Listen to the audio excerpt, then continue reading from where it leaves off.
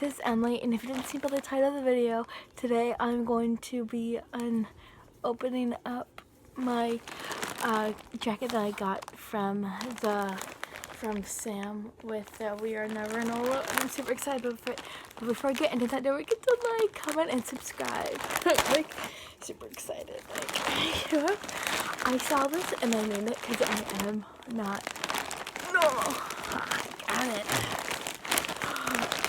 Oh my gosh, like, I'm just so, it looks so cute, like, oh my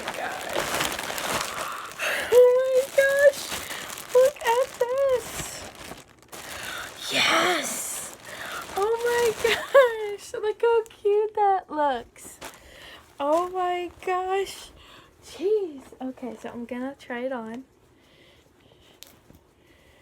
oh my gosh. As I struggle to get the buttons undone. This design is so cute.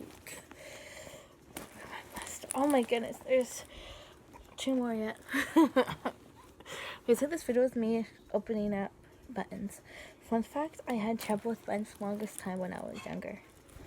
So the fact that I can do them so well as I struggle with this last one. Oh. Oh my gosh, this is so cute.